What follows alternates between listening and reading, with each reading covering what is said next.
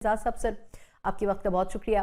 Sir, Pakistan पिछले 2 दिन से बड़ी लाइमलाइट में है और उसकी बड़ी वजह यही है कि हमने वज़ीर ख़ारजा की मीटिंग रखी। वैसे ही तो कहा जा रहा था कि एक्सपेक्टेशन थी कि इस हफ्ते के अख्ताम तक ईरानी और अमरीकी वफ्द मुज़ाकरात के लिए बैठेंगे, लेकिन आपके ख्याल में क्या ये उससे पहले प्री डायलॉग सिटिंग है, या आपको लगता है कि ये कुछ कॉन्क्रीट पॉइंट्स देंगे तो उसके बाद वो दोनों ममालिक के वफूद बात करेंगे? ये मेरा ख्याल में प्री डायलॉग सिटिंग ही है, हम्म। क्योंकि ये चारों ममालिक एक पैगाम देना चाहते हैं, अमेरिका को भी ईरान को भी, कि ये जंग जो है इसका फायदा नहीं होगा ना आपको ना ईरान को। ये पैगाम बड़ा ज़रूरी है पहुंचना, क्योंकि अगर अमेरिकी इस जंग को तूल देना चाहेंगे तो बहुत नुकसान में उठाएंगे वो भी, और खित्ता भी, और पूरी दुनिया की इक्तसाद भी। हम्म। और दूसरा ये है कि अमेरिका ने जो अपने 15 नुकात दिए, चीन ईरान ने 5 नुकात दिए, उनमें दोनों के मौक़िफ़ में बहुत पोजीशन में बहुत गैप है ना जी, बहुत बड़ा गैप है। उसको फिल करने के लिए काफ़ी सरमाया सफारतकारी चाहिए दोनों मुल्कों के दरमियान में भी, और ये मुल्क जो हैं ये कोशिश कर रहे हैं कि दोनों को कन्विंस करें कि जनाब आप जब तक बैठेंगे नहीं तब तक आपका ये गैप जो है वो पूरा नहीं होगा। हम्म। तो मुझे जो थोड़ी सी यूँ कह लें कि मेरी उम्मीद थोड़ी कम है कामयाबी के, वो इसलिए कि साथ ही साथ अमेरिका अपने 2 जहाज भी भेज रहा है, मेरीन्स हम्म। भी भेज रहा है, ट्रूप्स भी भेज रहा है। इस बात का इंदिया भी दे रहे हैं कि हम वो 2 जजीरे हम्म। जो पर्शियन गल्फ में हैं उन पे कब्जा करके तो फिर वहां से लड़ाई लड़ेंगे। तो मुझे ये डर है कि उसमें तो फिर इनकी अपनी इंसानी जानें भी जा सकती हैं अमरीकियों की, और वो और भी गुस्से में आके और ज्यादा तबाही ईरान में फैलाएंगे, और ईरान जो है वो लड़ तो नहीं रहा कि वो गिरेगा इनकी तबाही से। तो इसलिए वो जवाबन खलीजी रियासतों पर हमले करेगा, और तेल की तरसील रुक जाएगी। हम्म। मैं समझता हूँ कि बहुत बड़ा नुकसान हो सकता है, खुसूसन दुनिया की इक्तसाद का। ये तो अगर जंग चलती रही तो कसाद बाजारी या डिप्रेशन की तरफ जा जाएगा, चला जाएगा मामला। हम्म। इसलिए इसको रोकना बड़ा जरूरी है, और इसलिए ये सफारतकारी जो है जो पाकिस्तान इस वक्त कर रहा है ये बड़ी अहम है। हम्म।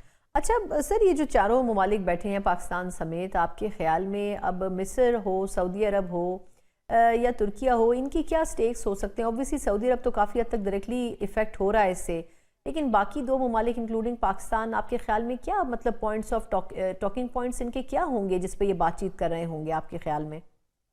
वो यही कह रहे होंगे कि जनाब कैसे मुश्तरका जमीन ढूंढी जाए इनके दरमियान, कौन सी कॉमन ग्राउंड निकाली जाए जिस पे ये रोका जा सके जंग को। देखिए, ईरान के लिए ये बात तो है, कही जा सकती है कि अभी तक खलीजी रियासतें जंग में शरीक नहीं हुई हैं, हम्म।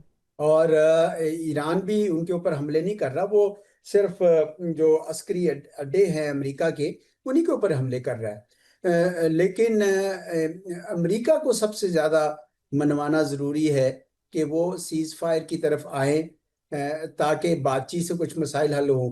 एक और इसमें भी ज़रा अननोन फैक्टर वो ये है कि अमेरिका अगर आ भी गया तो इसराइल तो एक स्पॉइलर है, वो शायद फिर भी ना आए।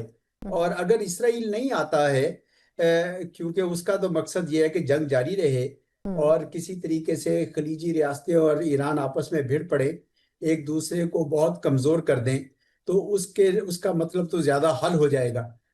लेकिन अमेरिका के अंदर तो अब आपको पता है कि एक एहसास उठ रहा है कि भाई ये हम तो इसराइल की जंग लड़ रहे हैं, और हकीकत भी आप देखें तो नेतन्याहू साहब तो बड़े दहाइयों से कोशिश कर रहे थे कि किसी न किसी अमेरिकी सदर को ये मनवा ले कि जी ईरान पे हमला करते हैं। कोई नहीं मान रहा था, ये डोनाल्ड ट्रंप साहब उनके दाम में आ गए, हम्म। और वो अब वो कर बैठे हैं। अब जब वो कर बैठे हैं तो वो रुकना नहीं चाहते हैं, वो ताकत का इस्तेमाल करना चाहते हैं। उनका ख्याल है ताकत से हर चीज हासिल हो सकती है, हम्म। जो मेरे ख्याल में खाम ख्याली है।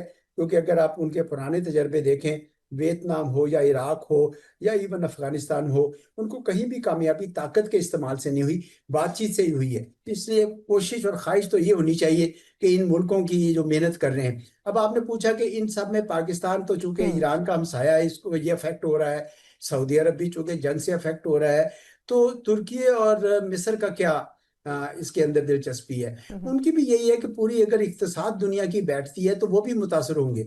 लेकिन मेरा ये ख्याल है कि अगर ये कहीं कुछ कामयाब हो गए तो जब जंग बंद हो जाएगी तो ये चारों ममालिक आपस में एक इस तावन को जारी रखेंगे शायद। ये याद रखिए कि दुनिया का जो निज़ाम है वो टूट रहा है, और उसमें सारे मुल्क जो हैं उनके पास दो चॉइसेस होती है। एक ये कि अपने मुल्क को अंदर से मजबूत करें, और दूसरा अपने जो लाइक माइंडेड मुल्क हैं उनके साथ कोई ना कोई अलायंस बनाए। तो ये चारों ममालिक जो हैं ये मेरे ख्याल में कोशिश करेंगे कि इनका आपस में जो तावन है जंग के बाद भी जारी रहे। हम्म। अच्छा सर, ये लेकिन दूसरी तरफ देख रहे हैं कि अमेरिकी सदर ट्रंप इस किस्म के बयानात, अभी आपने खुद भी हवाला दिया खारग का, जो कि आइलैंड है उस पर कब्जा करने की बात अमेरिका ने की है, फिर वो तेल पर कब्जा करने की भी बात कर रहे हैं। एक तो ये कि इराक और इस किस्म की सीरिया वगैरह की जो जंगें थी, तो बड़ा वाजह है कि अमेरिका का जो निशाना होता है वो मुल्क होता है, लेकिन कब्जा करना बुनियादी मकसद होता है उनकी एनर्जी रिजर्व्स पर। आपके ख्याल में क्या वाकई ऐसा करने में वो कामयाब हो जाएंगे? क्योंकि ये जंग तो इसराइल ने शुरू की है, और अमेरिका अगर इस तरह करता है तो फिर किस हद तक आपको लगता है कि मुज़ाकरात की मेज़ पर फिर ईरान आना चाहेगा? मैं समझता हूँ कि अमेरिका अपने इन अज़ाइम में कि वो ईरान के तेल के कुओं पर कब्जा कर ले कभी भी कामयाब नहीं हो। मुझे कोई इसका कोई आसार नजर नहीं आ रहे। मैं समझता हूँ कि ईरान वेनेजुएला नहीं है। हम्म। ईरान एक बहुत ही बड़ा मुल्क है, पाकिस्तान से 2 गुना रकबा है इसका। इसमें पहाड़ हैं, इसमें सहरा है, जंगलात हैं। इस मुल्क को इतनी तरह आसानी से जेर करना हम्म। शायद आसान नहीं है। और अब उन्होंने दिखा भी दिया है कि पिछले 4-5 हफ्ते से वो डटे हुए हैं। और ये भी नजर आ रहा है कि उनके पास शायद मिसाइल और ड्रोन्स का जखीरा भी काफी वाफर है। हम्म। साथ ही साथ ये भी नजर आ रहा है कि अब चीन और रूस की उनको खासी मदद मदद भी हासिल है। है, बिल्कुल। तो ऐसे में मैं अमेरिका के अस्करी अहदाफ को कामयाब होता नहीं देख रहा। और हम्म। इसी वजह से वो चूंकि अपनी नाकामी को छुपाने के लिए वो शायद बहुत ज्यादा ताकत का इस्तेमाल करें, बहुत खून बहे, हम्म। लेकिन उनको उसका फायदा नहीं होगा। मैं समझता हूँ कि उसका नुकसान ही होगा। हम्म। अच्छा सर, ये भी फरमाइएगा कि आपके ख्याल में अगर तो ये बातचीत कामयाब हो जाती है, तो आप अनकरीब देख रहे हैं कि अमरीकी वफ्द और ईरान के मुज़ाकरात की मेज़ पर बैठे हैं। अगर आपको याद हो तो जो ईरान ने 5 मुतालबात रखे थे और अमरीका ने 15 मुतालबात रखे थे, उसमें से आपके ख्याल में कौन से ऐसे हैं जिसके ऊपर अंडरस्टैंडिंग हो सकती है, या कौन से ऐसे हैं जिसके ऊपर कोई कॉम्प्रोमाइज़ नहीं हो सकता? देखिए, अगर वो ईरान कहे कि आप अपने अड्डे इलाके से ले जाए, हम्म। वो तो शायद अमरीकी इस तरीके से नहीं करेंगे। खलीजी रियासतों के साथ उनकी एक कमिटमेंट है। और अगर अमेरिका ईरान को कहे कि आप स्ट्रेट ऑफ हॉर्मुज खोल दें, हम्म। वो कहेंगे हमारा तो ये तुर्प का पत्ता है, हम क्यों अपने हाथ से छोड़ें। तो इसलिए अल्टीमेटली जिस चीज पे बात मुझे नजर आ रही है वो ये है कि एक ऐसी सेटलमेंट हो जिसमें अमेरिका ईरान के ऊपर से अपनी इकोनॉमिक सैंक्शंस उठा दे, हम्म। और ईरान स्ट्रेट ऑफ हॉर्मुज में कोई ना कोई किसी किस्म की कोई कंसेशन भी दे कि जी ठीक है, इस तरीके से इस निज़ाम से ये स्टेट चल सकती है। उसी पे कोई बातचीत अगर हो सकती हो तो होगी, वरना तो दोनों की पोजीशन, दोनों के मौकफ में बहुत ज्यादा गैप है।